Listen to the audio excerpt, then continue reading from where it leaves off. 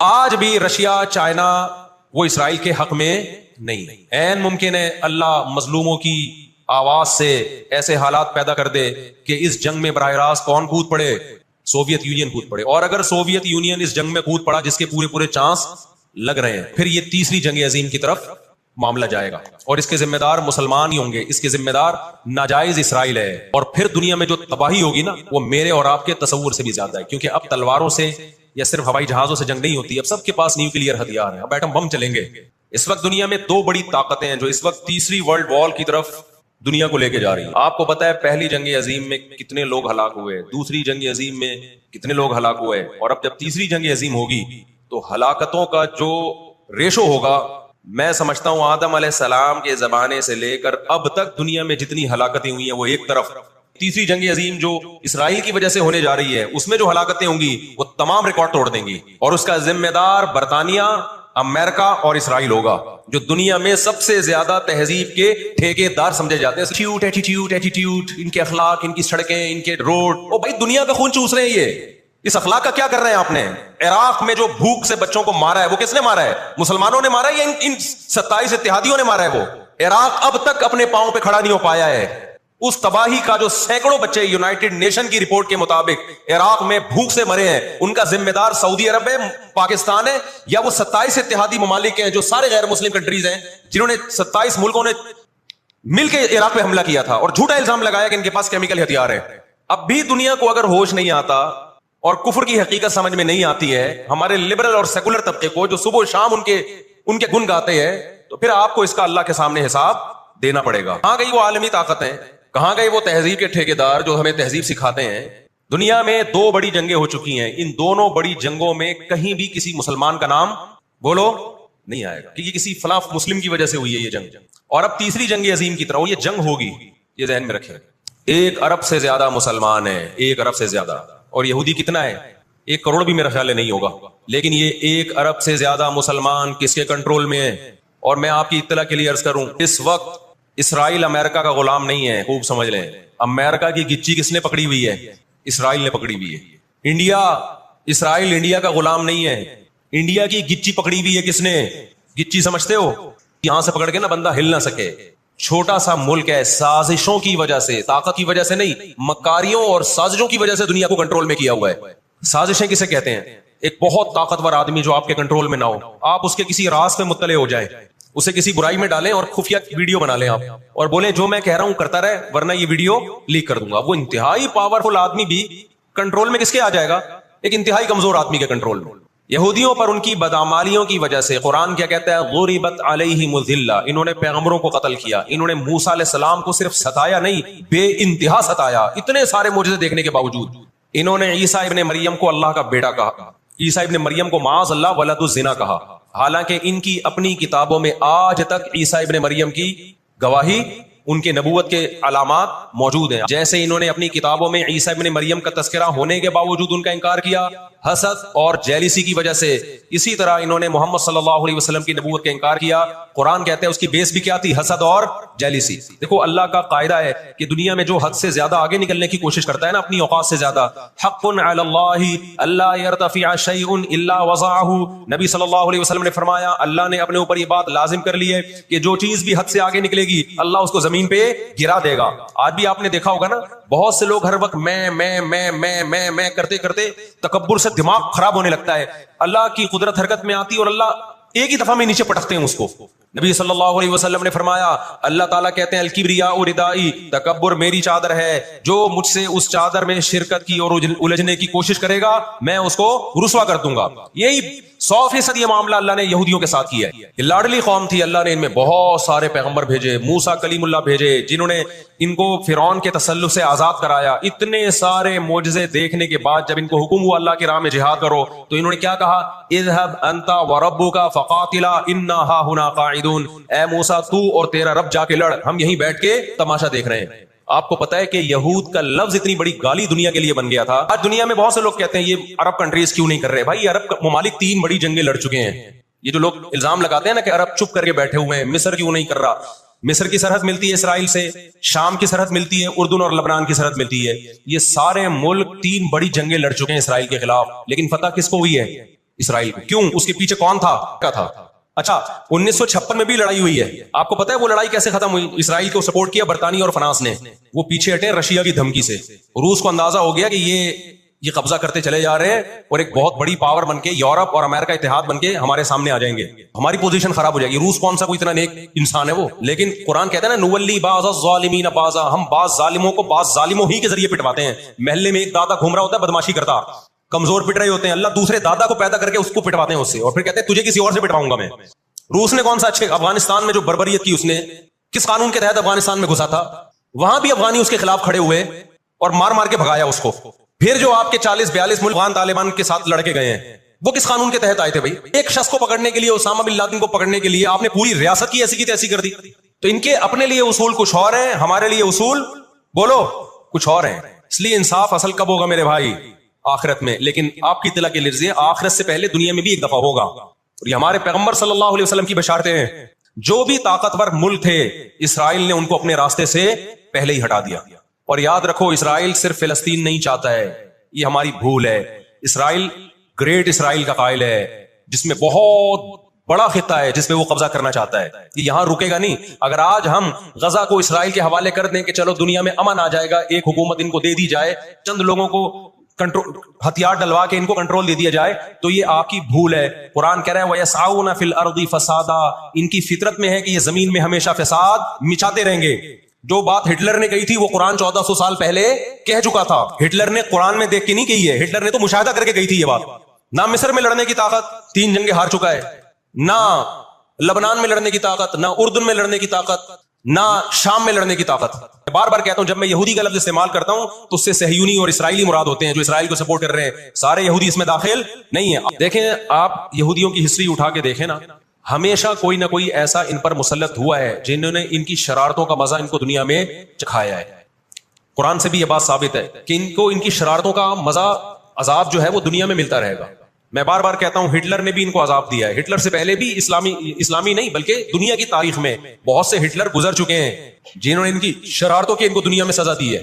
قرآن کہہ رہے ہیں ہم نے ان پر ذلت کو دے مارا ہے. دنیا میں بہت دفعہ رسوا ہوئے, یہ پوری دنیا میں مار کھانے کے بعد نا اپنی شرارتوں کی وجہ سے آج اللہ نے ان کو ایک تھوڑی سی حکومت دی ہے, ایک چھوٹا سا کنٹری. آپ اگر اسرائیل کو نقشے میں دیکھیں گے تو کراچی بھی بڑا ہے اسرائیل سے.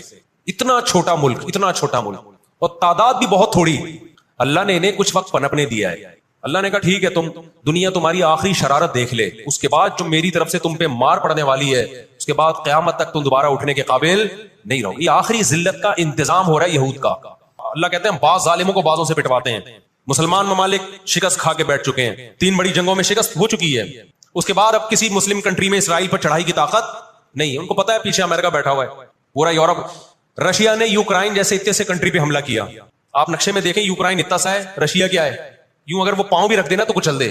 لیکن جیت گیا کیا وہ جنگ؟ بولتے کیوں نہیں؟ کیوں؟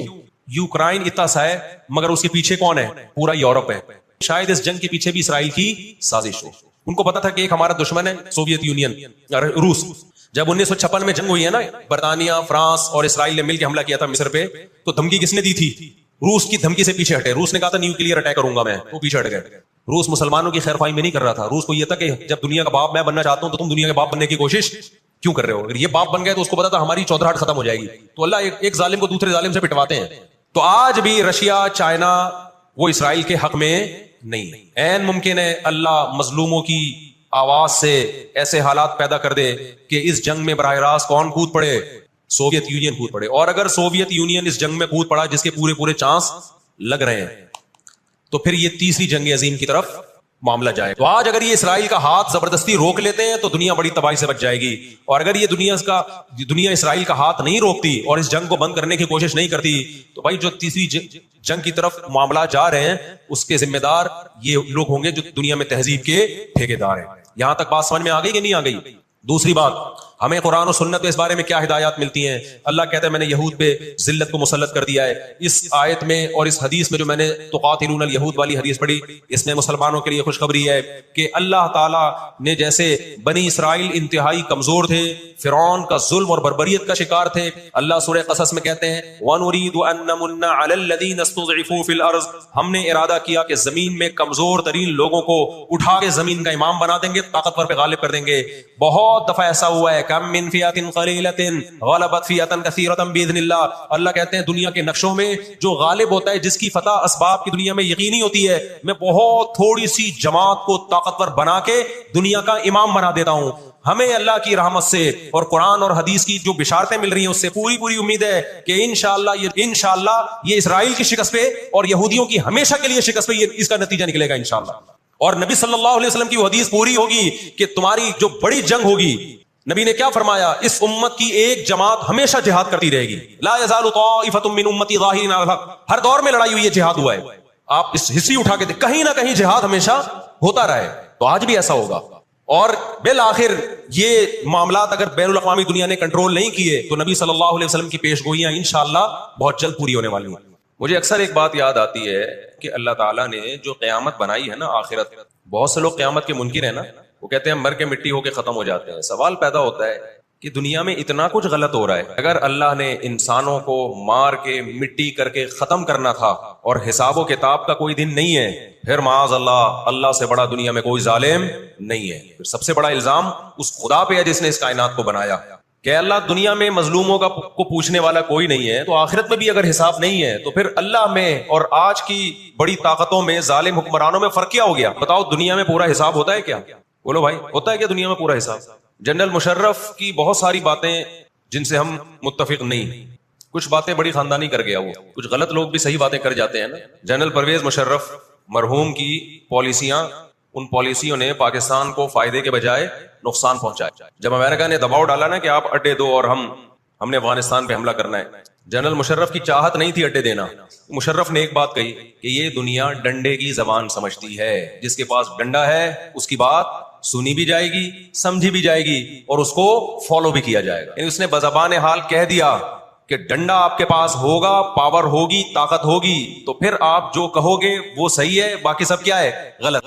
آپ 40-50 سالوں کی تاریخ اٹھا کے دیکھو, آپ کو پتا چلے گا کہ یہ بڑی طاقتیں کیسے دنیا کی آنکھوں میں دھول جھونکنے کی کوشش کرتی ہیں. اتنا زبردست طریقے سے جھوٹ بولا جاتا ہے, اتنا زبردست, اور ایسا پروپیگنڈا کیا جاتا ہے کہ لوگ اس جھوٹ کو سچ سمجھنا شروع کر دیتے. اس وقت دنیا میں 2 بڑی طاقتیں ہیں جو اس وقت تیسری ورلڈ وار کی طرف دنیا کو لے کے جا رہی ہیں. آپ کو پتا ہے پہلی جنگ عظیم میں کتنے لوگ ہلاک ہوئے, دوسری جنگ عظیم میں کتنے لوگ ہلاک ہوئے, اور اب جب تیسری جنگ عظیم ہوگی تو ہلاکتوں کا جو ریشو ہوگا, میں سمجھتا ہوں آدم علیہ السلام کے زمانے سے لے کر اب تک دنیا میں جتنی ہلاکتیں ہوئی ہیں وہ ایک طرف ترازو کے ایک پلڑے میں رکھ دیں آپ, اور یہ تیسری جنگ عظیم جو اسرائیل کی وجہ سے ہونے جا رہی ہے اس میں جو ہلاکتیں ہوں گی وہ تمام ریکارڈ توڑ دیں گی, اور اس کا ذمہ دار برطانیہ, امریکہ اور اسرائیل ہوگا, جو دنیا میں سب سے زیادہ تہذیب کے ٹھیکے دار سمجھے جاتے ہیں. اس لیے میرے سامنے یہ نہ کیا کرو گورے کے اخلاق بہت اچھے ہوتے ہیں, تھینک یو سے بات شروع کرتا ہے, تھینک یو پہ ختم کرتا ہے. یہ ان کا تھینک یو قیامت کے دن ان کو خدا کے عذاب سے نہیں بچائے گا. ہمارا وہ شخص جو گالی سے بات شروع کر کے گالی پہ ختم کرتا ہے, خدا کی قسم ان سے اچھا ہے. وہ دنیا میں وہ ظلم اور بربریت نہیں کرتا جو یہ لوگ کر رہے ہیں. بہت آج نا ایٹیٹیوڈ, ان کے اخلاق, ان کی سڑکیں, ان کے روڈ, او بھائی دنیا کا خون چوس رہے ہیں یہ, اس اخلاق کا کیا کر رہے ہیں آپ نے؟ دنیا میں 2 بڑی جنگیں ہو چکی ہیں, ان دونوں بڑی جنگوں میں کہیں بھی کسی مسلمان کا نام بولو نہیں آئے گا, کہیں بھی نہیں آئے گا کہ یہ کسی فلاں مسلم کی وجہ سے ہوئی ہے یہ جنگ. اور اب تیسری جنگ عظیم کی طرح, اور یہ جنگ ہوگی, یہ ذہن میں رکھیں. اور میں آپ کی اطلاع کے لیے عرض کروں, اس وقت اسرائیل امریکہ کا غلام نہیں ہے, خوب سمجھ لیں. امریکہ کی گچی کس نے پکڑی ہوئی ہے؟ اسرائیل نے پکڑی ہوئی ہے. انڈیا, اسرائیل انڈیا کا غلام نہیں ہے, انڈیا کی گچی پکڑی ہوئی ہے کس نے؟ گچی سمجھتے ہو؟ گچی یہاں سے پکڑ کے نا بندہ ہل نہ سکے. چھوٹا سا ملک ہے, سازشوں کی وجہ سے, طاقت کی وجہ سے نہیں, مکاریوں اور سازشوں کی وجہ سے دنیا کو کنٹرول میں کیا ہوا ہے. سازشیں کسے کہتے ہیں؟ ایک بہت طاقتور آدمی جو آپ کے کنٹرول میں نہ ہو, آپ اس کے کسی راز پہ مطلع ہو جائیں, اسے کسی برائی میں ڈالیں اور خفیہ ویڈیو بنا لیں آپ, اور بولیں جو میں کہہ رہا ہوں کرتا رہے ورنہ یہ ویڈیو لیک کر دوں گا. وہ انتہائی پاورفل آدمی بھی کنٹرول میں کس کے آ جائے گا؟ ایک انتہائی کمزور آدمی کے کنٹرول میں. دیکھو ہم نہ یہودی کے خلاف ہیں, نہ عیسائیوں کے خلاف ہیں, نہ ہندوؤں کے خلاف ہیں, نہ سکھوں کے خلاف ہیں. ہندو, سکھ, عیسائی اور یہودی, ان کے بارے میں ہمارے پاس قرآن کی واضح تعلیمات ہیں. لا اکراہ فی الدین قد تبین الرشد من الغی, دین میں کوئی زبردستی نہیں ہے. کسی شخص کو مذہب کی تبدیلی پر مجبور نہیں کیا جائے گا، کیونکہ اللہ نے سیدھا راستہ اور غلط راستہ 2 اور 2 4 کی طرح بیان کر دیا ہے. جس کا دل چاہے سیدھے راستے پہ چلے، جس کا دل چاہے برے راستے پہ چلے. قرآن نے یہ بھی واضح کر دیا کہ آپ کسی پر زبردستی نہیں کر سکتے، تلوار کی زور سے کسی کو اسلام میں داخل نہیں کر سکتے. اے اللہ ہم نے ان غیر مسلموں سے سلوک کیسا کرنا ہے یہ بھی قرآن نے بیان کر دیا. لا ينهاكم الله عن الذين لم يقاتلوكم في الدين ولم يخرجوكم من دياركم ان تبروهم. 28واں پارہ. جو بھی غیر مسلم ہے، چاہے وہ یہودی ہو، چاہے وہ عیسائی ہو، چاہے وہ ہندو ہو، سکھ ہو، بدھسٹ ہو، اللہ فرماتے ہیں اللہ تمہیں ان سے اچھے سلوک سے منع نہیں کر رہا، بلکہ اچھے سلوک کا اللہ تمہیں حکم دے رہا ہے. ہمارے نبی صلی اللہ علیہ وسلم جب کوئی یہودی بیمار ہوتا اس کی بھی عیادت کے لیے اسی طرح جایا کرتے تھے جیسے کسی مسلمان کی عیادت کے لیے جاتے. ہمارے نبی کی زوجہ ایک یہودی خاندان سے تھیں، وہ اپنے یہودی خاندان کو ہدیے دیا کرتی تھیں. ہمارے نبی صلی اللہ علیہ وسلم نے اس عمل سے انہیں منع نہیں کیا. ہماری دشمنی یہودیوں سے نہیں ہے، عیسائیوں سے نہیں ہے، ہماری دشمنی ان یہودیوں سے ہے جو اسرائیل کو سپورٹ کر رہے ہیں. نبی صلی اللہ علیہ وسلم نے فرمایا تمہاری یہود سے لڑائی ہوگی، جہاد ہوگا، یہاں تک کہ کوئی یہودی اگر پتھر کے پیچھے چھپے گا تو پتھر کہے گا کہ اے مسلمان یہ یہودی ہے، اس کو قتل کر دے، یہ میرے پیچھے چھپا ہوا ہے. ہر درخت بھی گواہی دے گا، ہر پتھر بھی گواہی دے گا، الا الغرقد، سوائے غرقد درخت کے. یہودیوں کا کوئی مقدس درخت ہے جو اسرائیل میں بہت زیادہ لگاتے بھی ہیں یہ لوگ. نبی صلی اللہ علیہ وسلم نے جب یہ بات ارشاد فرمائی تو اس وقت مسلمانوں کی یہودیوں سے ایسی کسی لڑائی کا تصور بھی نہیں تھا. ایک پیش گوئی تھی جو کسی کے خواب و خیال میں بھی نہیں تھا کہ صدیوں بعد جا کے ایسا ہو سکتا ہے. اس سے بھی پتہ چلتا ہے کہ ہمارے نبی صلی اللہ علیہ وسلم کی جو پیش گوئیاں ہیں اگر وہ پوری نہیں ہوئی تو آپ ٹائم کا انتظار کریں، ایک وقت پوری ہو جائیں گی. 1300 سال تک مسلمانوں کو اس حدیث کا مطلب سمجھ میں نہیں آیا. عملی دنیا میں ایمان تو تھا سب کا کہ اللہ کے نبی نے جو فرمایا برحق ہے، کیونکہ یہودیوں سے میں نے بتایا نا لڑائی ہوئی نہیں ہے. جب مدینہ سے اور جزیرے عرب سے ان کو نکالا گیا، یہ دنیا کے مختلف ملکوں میں جا کے آباد ہو گئے ہیں. اس کے بعد یہ ہمیشہ یا تو عیسائیوں کے زیر سایہ رہے ہیں یا مسلمانوں کے زیر سایہ رہے. ان کی لڑائی اگر ہوئی عیسائیوں سے ہوئی ہے، مسلمانوں سے ان کا کبھی ٹاکرا نہیں ہوا. لیکن پیغمبر صلی اللہ علیہ وسلم نے کیا فرمایا صحابہ سے؟ تقاتلون، تم لڑو گے، تم سے مراد یہ امت لڑے گی.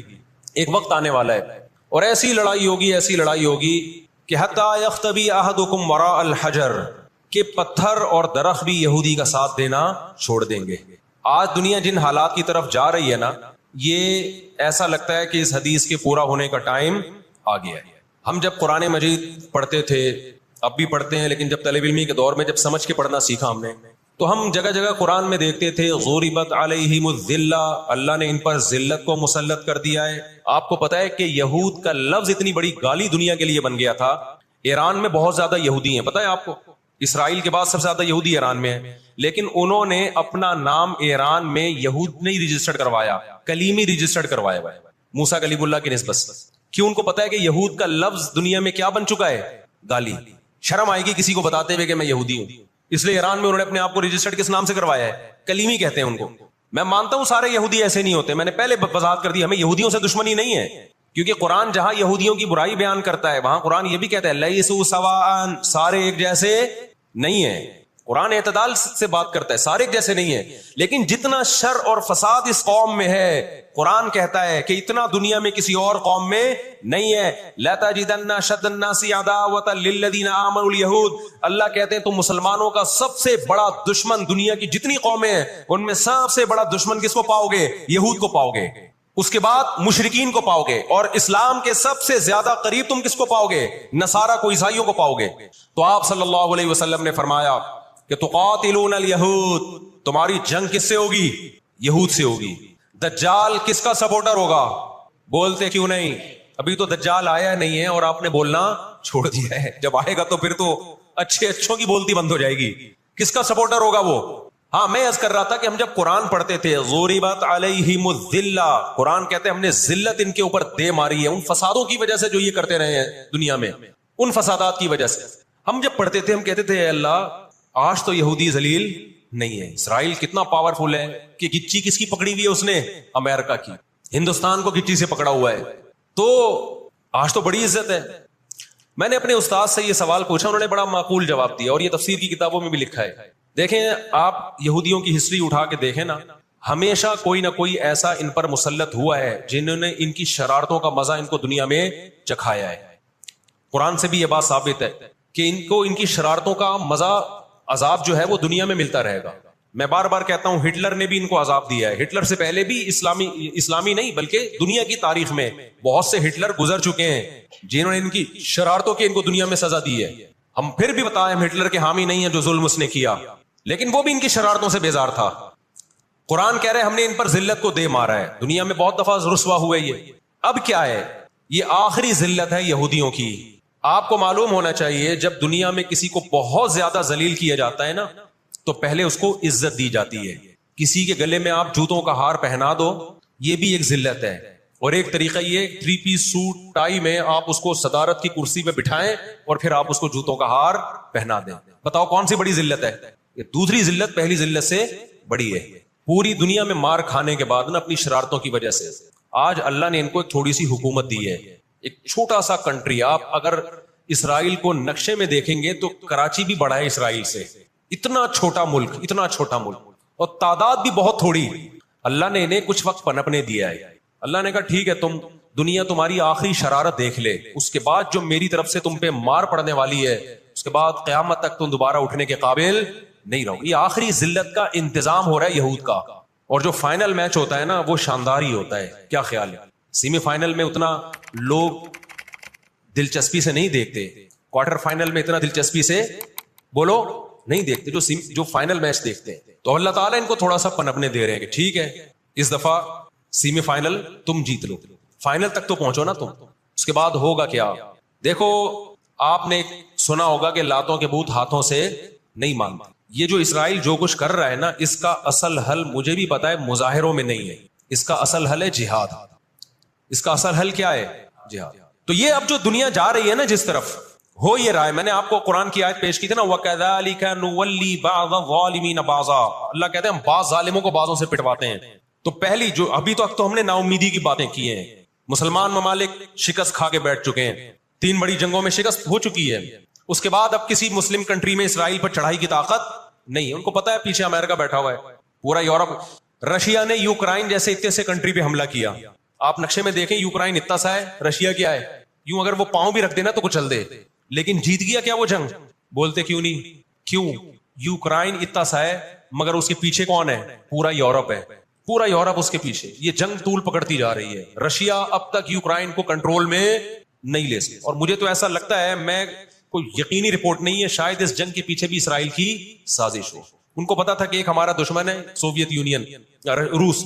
جب 1956 میں جنگ ہوئی ہے نا، برطانیہ، فرانس اور اسرائیل نے مل کے حملہ کیا تھا مصر پہ، تو دھمکی کس نے دی تھی؟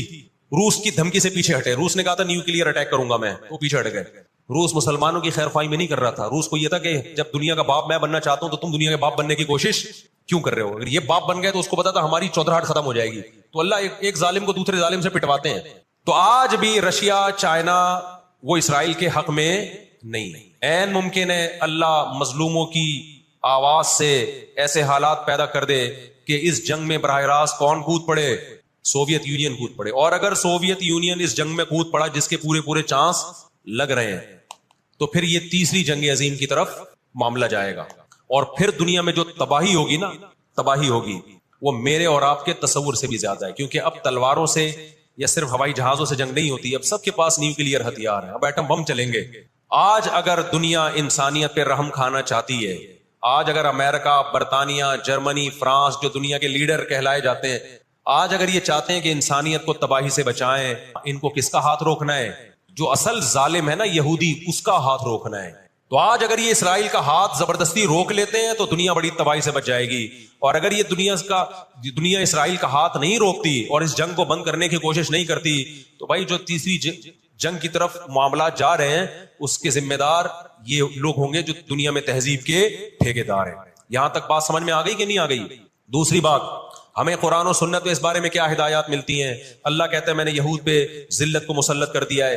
اس آیت میں اور اس حدیث میں جو میں نے تقاتلون الیہود والی حدیث پڑھی، اس میں مسلمانوں کے لیے خوشخبری ہے کہ اللہ تعالیٰ نے جیسے بنی اسرائیل انتہائی کمزور تھے, فرعون کا ظلم اور بربریت کا شکار تھے, اللہ سورہ قصص میں کہتے ہیں وَنُرِيدُ أَن نَّمُنَّ عَلَى الَّذِينَ اسْتُضْعِفُوا فِي الْأَرْضِ, ہم نے ارادہ کیا کہ زمین میں کمزور ترین لوگوں کو اٹھا کے زمین کا امام بنا دیں گے, طاقتور پہ غالب کر دیں گے. بہت دفعہ ایسا ہوا ہے, کم من فئۃ قلیلۃ غلبت فئۃ کثیرۃ باذن اللہ. اللہ کہتے ہیں دنیا کے نقشوں میں جو غالب ہوتا ہے, جس کی فتح اسباب کی دنیا میں یقینی ہوتی ہے, میں بہت تھوڑی سی جماعت کو طاقتور بنا کے دنیا کا امام بنا دیتا ہوں. ہمیں اللہ کی رحمت سے اور قرآن اور حدیث کی جو بشارتیں مل رہی ہیں اس سے پوری پوری امید ہے انشاءاللہ یہ اسرائیل کی شکست پہ اور یہودیوں کی ہمیشہ کے لیے شکست پہ اس کا نتیجہ نکلے گا انشاءاللہ. اور نبی صلی اللہ علیہ وسلم کی وہ حدیث پوری ہوگی کہ تمہاری جو بڑی جنگ ہوگی, نبی نے کیا فرمایا, اس امت کی ایک جماعت ہمیشہ جہاد کرتی رہے گی. لا یزال طائفۃ من امتی ظاہرین علی الحق, ہر دور میں لڑائی ہوئی ہے, جہاد ہوا ہے. آپ اس ہسٹری اٹھا کے دیکھ, کہیں نہ کہیں جہاد ہمیشہ ہوتا رہا ہے. تو آج بھی ایسا ہوگا. اور بالآخر یہ معاملات اگر بین الاقوامی دنیا نے کنٹرول نہیں کیے تو نبی صلی اللہ علیہ وسلم کی پیش گوئیاں انشاءاللہ بہت جلد پوری ہونے والی ہیں. اور یہ جو ان کو عزت ملی ہے نا, یہ اصل میں بہت بڑی ذلت کی تمہید ہے. جب کسی کی بہت بڑی بےزتی کرنی ہوتی ہے تو اس کو پہلے بہت زیادہ عزت دینی پڑتی ہے. 18ویں صدی کے شروع میں, 17ویں صدی کے اینڈ میں, سن 1900 کی بات کر رہا ہوں میں, 1901 1902 کی, اس سے بھی کچھ ٹائم پہلے یہ دنیا میں بکھرے ہوئے تھے. دنیا میں کسی کو ان سے دشمنی نہیں, لیکن دنیا میں جہاں بھی گئے کبھی ایسا نہیں ہوا کہ انہوں نے سازشیں ترک نہ کی ہوں.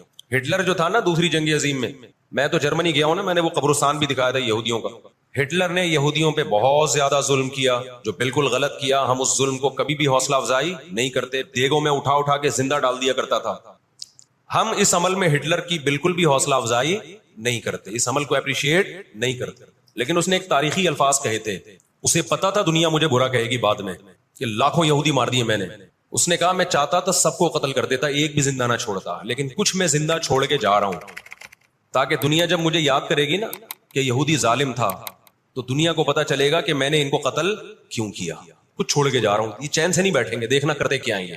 آج ہٹلر زندہ ہوتا, ہٹلر اگر آج زندہ ہوتا, دنیا کہتی کہ تو بندہ ٹھیک نہیں تھا لیکن بات ٹھیک کر کے گیا ہے. اب دیکھو یہود نے بڑی ایمانداری سے بزنس کیا کہ ہم ایسی پروڈکٹ مارکیٹ میں بیچیں گے جو ایک نمبر ہوگی, اور بہت ساری سازشیں بھی کی, ایسی سازشیں ہوئی ہیں. انہوں نے دیکھا کہ جو مسلمان کمپنی بہت زیادہ آگے بڑھ رہی ہے نا, آپ کو یاد ہے پولکا کمپنی, ایک پولکا کے ہم آئس کریم میں کھایا کرتے تھے بچپن میں, عیدی ملتی تھی. ایسی بڑی بڑی کمپنیوں کو جب دیکھا نا ترقی کر رہی ہیں, منہ مانگی قیمت دے کے خرید کے بند کر دیا کہ ایک دفعہ انویسٹ کر دو, اچھا خاصا لگا دو پیسہ, لیکن ان کو آگے نہیں بڑھنے دو.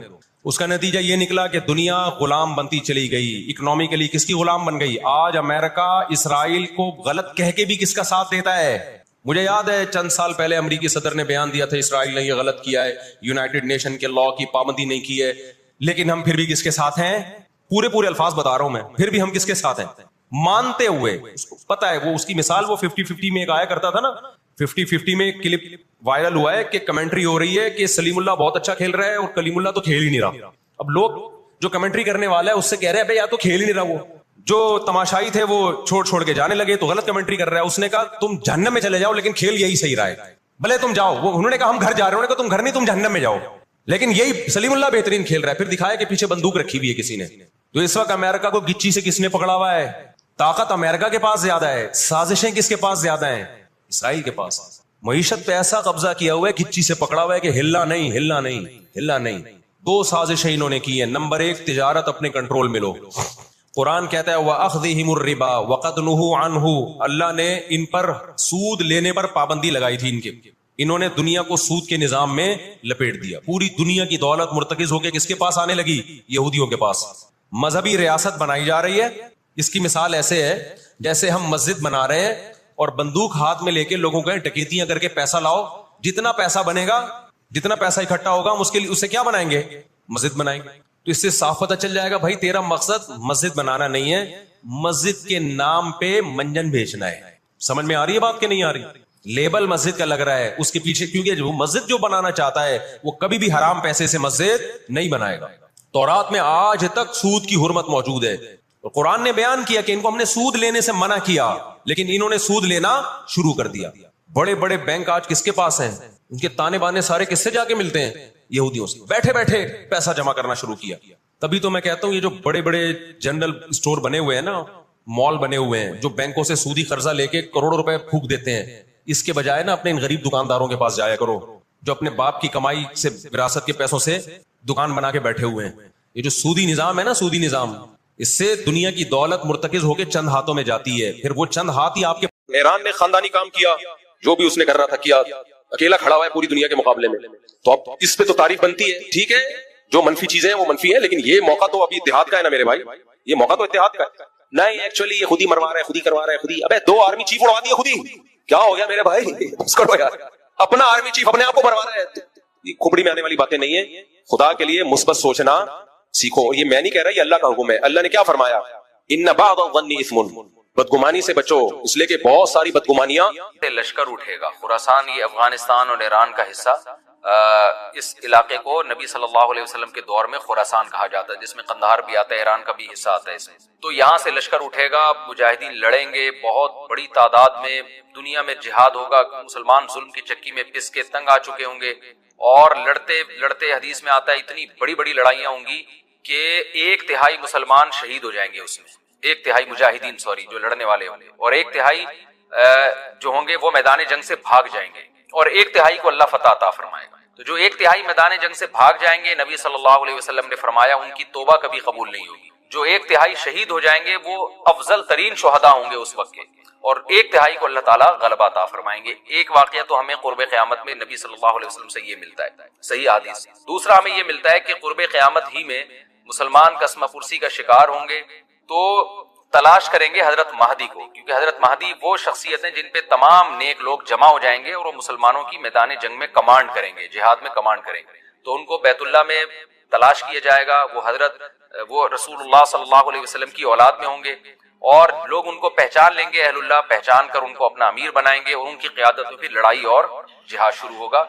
और ये लड़ाई जब दिमिश्क में लड़ाई हो रही होगी, तो दिमिश्क में असर की नमाज के वक्त हजरत महदी, मैंने जो ये कहा कि दिमिश्क में लड़ाई हो रही होगी, मकसद ये नहीं है कि दिमिश्क कोई मैदान जंग बना हुआ होगा, मकसद ये है कि वो मुजाहिदीन का लश्कर दिमिश्क में होगा असर की नमाज के वक्त। लड़ाई चाहे किसी और मैदान में हो रही हो, लेकिन हदीस में हमें दिमिश्क का तस्करा मिलता है। तो दिमिश्क में हजरत शाम का तस्करा मिलता है, और जो कराइन हमें मिलते हैं वो दिमिश्क की एक खास मस्जिद है। वो मस्जिद हजरत मुफ्ती तकी उस्मानी साहब और मुफ्ती रफी उस्मानी साहब ने उसको हाईलाइट भी किया, लेकिन वो यकीनी नहीं है, खूब समझे, उन्होंने उसका भी तबसरा किया कि इसके बारे में कोई यकीन नहीं है। तो हजरत महदी असर की नमाज पढ़ा रहे होंगे, लोग इमामत में आपके पीछे खड़े होंगे, यहाँ तक कि मस्जिद के मीनार पर, आज भी वो मीनार मौजूद है जिसके बारे में गालिब गुमान है कि ये वो मीनार है जहां हजरत ईसा अलैहिस्सलाम नाजिल होंगे, गालिब गुमान के दर्जे में कहा जा सकता है, वरना फिर उसी के अड़ोस पड़ोस में कोई मस्जिद होगी।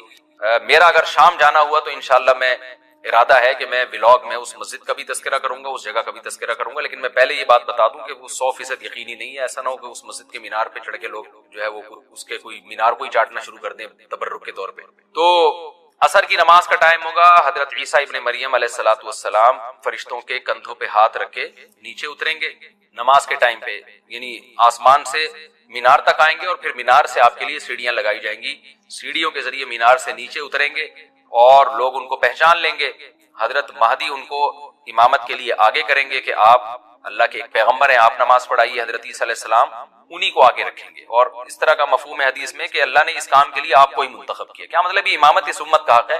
तो हजरत ईसा इब्ने मरियम अलैहिस्सलातु वस्सलाम का जो काम होगा वो जिहाद है और यहूदियों से इंतकाम लेना, क्योंकि यहूदियों ने अपने ख्याल में हजरत ईसा को कत्ल किया था, तो अल्लाह ने यहूदियत ही के खात्मे के लिए और दज्जाल के खात्मे के लिए ईसा इब्ने मरियम को नाजिल किया। हजरत महदी से पहले ही दज्जाल जाहिर हो चुका होगा।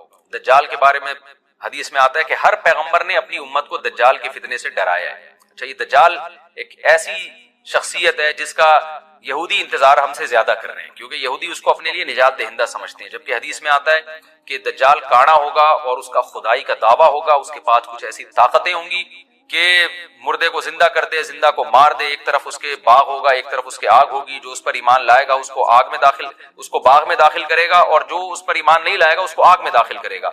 और रसूलुल्लाह सल्लल्लाहु अलैहि वसल्लम ने फरमाया उसकी जो आग है हकीकत में वो जन्नत का बाग होगा, और उसका जो बाग है हकीकत में वो जहन्नम की आग होगी। तो जो नबी की बातों पे यकीन करते हैं वो दज्जाल के फितने से महफूज रहेंगे। اور حدیث میں سورہ کہف کی بھی تلاوت کا حکم ہے. جمعے کے دن جو کہف کی تلاوت کرتا ہے اللہ اس کو دجال کے فتنے سے محفوظ رکھتا ہے. اب آپ دیکھیں یہ سورہ کہف میں ہی قیامت کی علامات کا تذکرہ ہے نا, تو شاید اسی وجہ سے کیونکہ جو سورہ کہف پڑھتا رہے گا وہ یاجوج ماجوج کے واقعات بھی پڑھتا رہے گا اور اللہ کی قدرت کے واقعات بھی پڑھتا رہے گا, تو دجال کے فتنے سے اللہ اس کو اس برکت سے محروم بچا کے رکھیں گے, فتنے سے محفوظ رکھیں گے. تو وہ ایسی طاقتیں دکھائے گا, بے وقوف لوگ اس پہ ایمان لے آئیں گے. حدیث میں آتا ہے کہ کاڑا کبھی بھی خدا نہیں ہو سکتا, نہیں اس کی تو ایک آنکھ ہوگی نہیں, لیکن بے وقوف لوگ اس کے یہ کچھ ظاہری کمالات دیکھیں گے, یہ نہیں دیکھیں گے کہ یہ تو شکل بھی اس کی اچھی نہیں ہے. یعنی خدا کم از کم جمال والا ہوتا ہے نا, یہ تو ہے بھی کانا, اور اس کے بڑا بڑا کافر بھی لکھا ہوا ہوگا واضح طور پر جس سے پتہ چلے گا. لیکن احمق اور بیوقوف لوگ جیسے روحانی عامل کو کچھ شعبدے دیکھ کر ان پہ سے متاثر ہو جاتے ہیں نا, روحانی عاملوں کے شعبدے دیکھ کے, تو ایسے ہی دجال کے شعبدے دیکھ کے متاثر ہوں گے. تو بہت لوگوں کو, خلقت کو, بہت بڑی امت کو گمراہ کرے گا دجال. اہل اللہ کو اللہ تعالیٰ اس کے فتنے سے محفوظ رکھے گا. پھر حضرت عیسیٰ ابن مریم جب نازل ہوں گے تو وہ دجال کو قتل کریں گے. حدیث میں آتا ہے کہ نیزے کے ذریعے گھوڑے پہ بیٹھ کے قتل کریں گے. علماء نے اس حدیث کا دو مطلب بیان کیے ہیں کہ یا تو اس کا مطلب یہی ہے کہ واقعی گھوڑے پہ بیٹھیں گے, نیزہ استعمال کریں گے, زمین جو ہے وہ اتنی پہلے اس سے جنگیں ہو چکی ہوں گی کہ لوگ دوبارہ تلواروں گھوڑوں کی طرف آ جائیں گے. اس بات کا امکان ہے, ہر ملک ایٹمی طاقت بن چکا ہے, تو اگر یہ ایٹم بم سارے ملک آپس میں چلا دیں تو ہم دوبارہ گدے گھوڑوں والی زندگی پر آ جائیں گے, ٹیکنالوجی ساری تباہ و برباد ہو جائے گی, انسان کی ترقی. تو اس بات کا بھی امکان ہے کہ کوئی اس سے پہلے ہو سکتا ہے کوئی ایسی جنگ عظیم ہو کہ انسانیت دوبارہ پہاڑوں پتھروں کے دور میں آ جائے. لیکن ظاہر یہ معلوم ہوتا ہے کہ رسول اللہ صلی اللہ علیہ وسلم نے جو کلام کیا ہے, ظاہر ہے اس دور کے لحاظ سے جو لوگوں کے, جہاں تک جو لوگوں کی مینٹل اپروچ ہے وہاں تک, تو نبی صلی اللہ علیہ وسلم میزائل یا اور ٹینکوں کا تذکرہ کرتے تو کیا سمجھ میں آتا؟ تو گھوڑے سے مراد ہے جو اس زمانے کا گھوڑا ہوگا, اور نیزے سے مراد ہے اس زمانے کا جو اسلحہ ہوگا, کیونکہ نیزہ نبی کے دور کا ایک مناسب اسلحہ تھا اور گھوڑا نبی کے دور کی میدان جنگ کی ایک مناسب سواری تھی. تو اس سے یہ بھی پتہ چلتا ہے کہ ہو سکتا ہے عیسیٰ ابن مریم نیزے کے بجائے کلاشنکوف کا استعمال کر لیں. تو یعنی وہ نیزہ جو ہے وہ اس کلاشنکوف کی یا جو بھی اسلحہ اس وقت حضرت عیسیٰ ابن مریم استعمال کریں گے اس کی ایک تعبیر ہے, تو اس کا بھی پورا امکان ہے. تو ہمیں بہرحال اتنا ایمان ہمارے لیے ضروری ہے کہ دجال کو قتل کرنے والی جو ذات ہے, جو شخصیت ہے, وہ عیسیٰ ابن مریم علیہ الصلوۃ والسلام. تو حضرت عیسیٰ کے ذریعے اللہ تعالیٰ دجال کو قتل کریں گے, اور حضرت عیسیٰ کی قیادت میں زبردست جہاد ہوگا. حدیث میں آتا ہے کہ عیسیٰ ابن مریم اس دنیا کو امن سے بھر دیں گے, اتنا امن ہو جائے گا اور اتنی مالی فراوانی ہوگی, اتنی مالی, کیونکہ دنیا میں مال بہت ہے, ڈسٹریبیوشن صحیح نہیں ہے, جو تقسیم ہے نا مال کی وہ ظالمانہ ہے, جس کی وجہ سے غریب سے غریب تر ہے, امیر سے امیر تر ہے. حضرت عیسیٰ ابن مریم ایسا نظام قائم کریں گے کہ جس سے مال کی صحیح تقسیم, اور لوگ اٹھیں گے زکوٰۃ کا مستحق تلاش کریں گے اور لوگوں کو زکوٰۃ کا مستحق نظر نہیں آئے گا, غریب تلاش کرنا مشکل ہو جائے گا. لوگ مجھے کہتے ہیں آپ سعودی عرب کی حکومت میں اتنی گڑبڑ ہو رہی ہے, آپ بیان کیوں نہیں کرتے؟ میں کہتا ہوں اس کا نقصان کیا ہوگا, ہم اگر سعودیہ کے خلاف بیان کریں, اس کا نقصان سعودی عرب کو نہیں ہوگا بلکہ اس کا فائدہ ہوگا ان قوتوں کو جو سعودی عرب کے خلاف ہیں, اور وہ اسلام دشمن قوتیں ہیں, وہ فائدہ اٹھائیں گی, ہمارے بیان کو کیش کرائیں گی. تو سعودی عرب جیسا بھی ہو بھائی, ہمارے لیے پھر بھی بہت بڑی نعمت ہے, کیونکہ اگر حکومت سعودیہ ختم ہو گئی تو ختم ہونے کے بعد سعودی عرب ہمارے ہاتھ میں نہیں آئے گا, اسلام دشمنوں کے ہاتھ میں چلا جائے گا.